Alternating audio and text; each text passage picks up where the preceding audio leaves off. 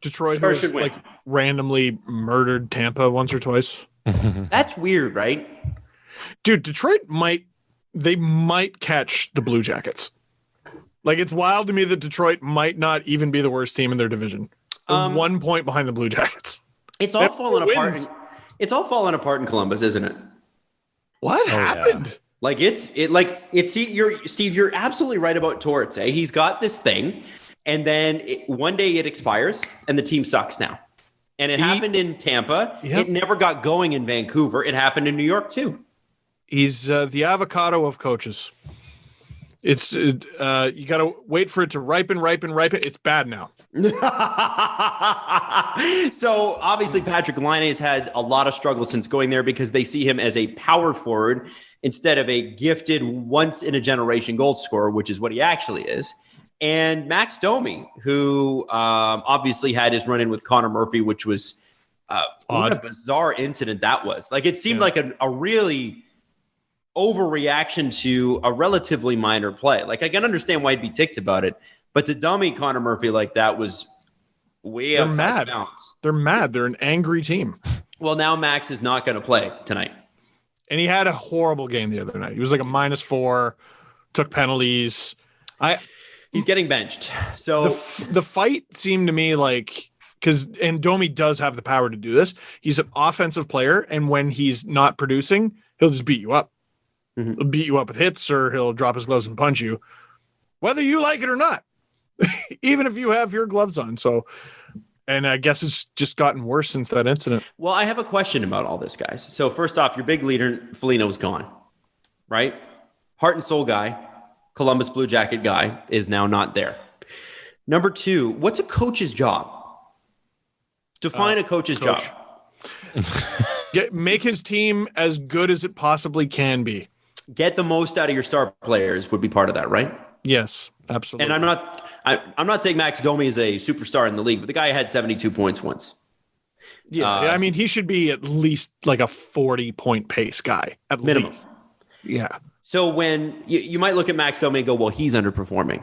But when I look at the way Patrick Laine's not performed, I start to think, a guy who can get 30 goals in his sleep like Patrick Laine can seems a bit odd what's happening. I wasn't able to do it with Dubois, and I'm struggling to do it with Laine, and I can't do it with Domi. Jack Roslovic looks amazing right now. All right. I'm 1 for 4, boys. 1 for 4. Like, they need to be rid of John Tortorella, I think. And nothing against him as a coach. This is the trend. This will die for you. We'll die for you. We'll die for you. I'm sick of you. Get out of my face. Like, you got to look at the last season for every team he's ever played with. I'd also like to see this because, Brian Burke was talking about, Ron Hextall, and, you can judge a GM based on how they left the team that they're now gone from. I would love to know what, like, the Lightning and the Rangers and the Canucks and soon to be the Blue Jackets. Like, I want to know what their record the season after John Tortorella was. Canucks were better. I remember that. They were better, but they're often completely left in shambles. And you can interpret that as, well, they were better with John Tortorella, or you can look at it as he poisoned the room, which it sure looks like he's doing in Columbus. Well, because, they brought him in and he's like, okay, Sedins, you're blocking shots at 37. Yeah. Right?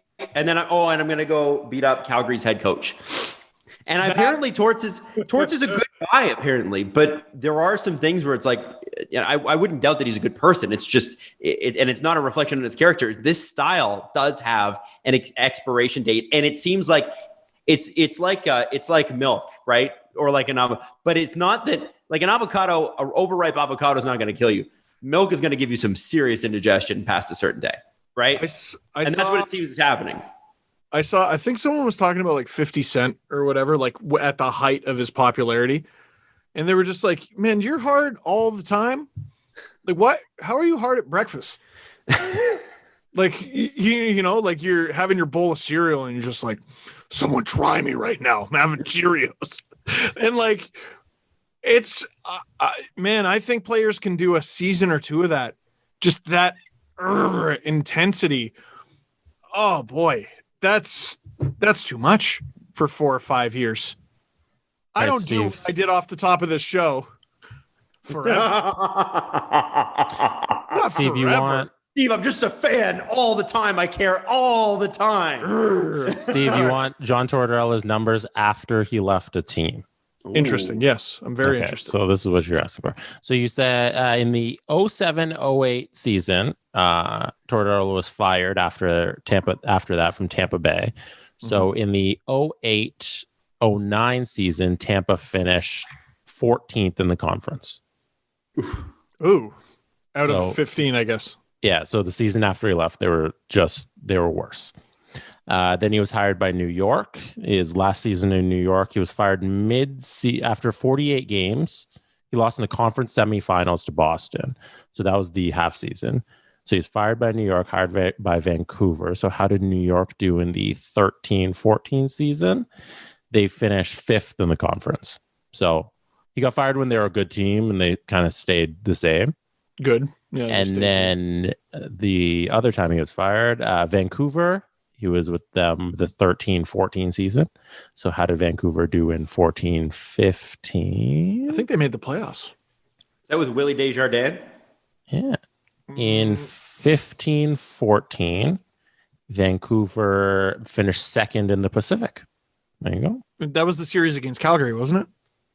I don't have their playoff record. In the staging goal? I think it was. They finished 5th in the conference. So wait, no. 14-15 was the first year of the Rogers deal, and none of the Canadian teams made the playoffs. Right. I think I'm thinking of the next year. No, they made the playoffs that year. In 14-15? In 14-15, yeah. They finished 5th in the conference. What am I thinking of then?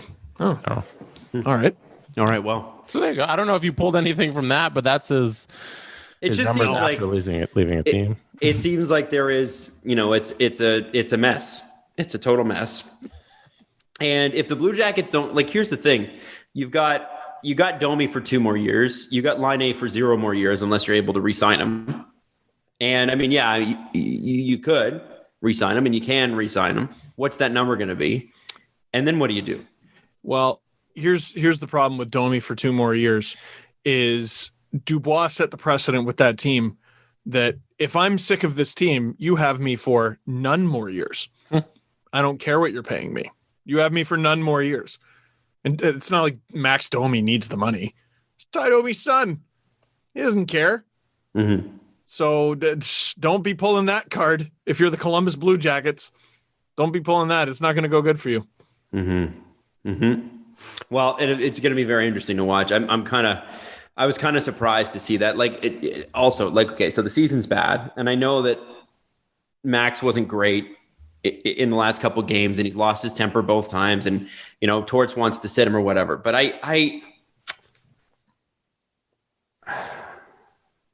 what are you looking for? I'm trying to figure out, like, how many benchings do we see in an NHL season that are not a John Tortorella team? Like noteworthy, like Marner. Yeah. Like imagine the Leafs benched Marner. Like you bench a player that's significant to your chances of winning.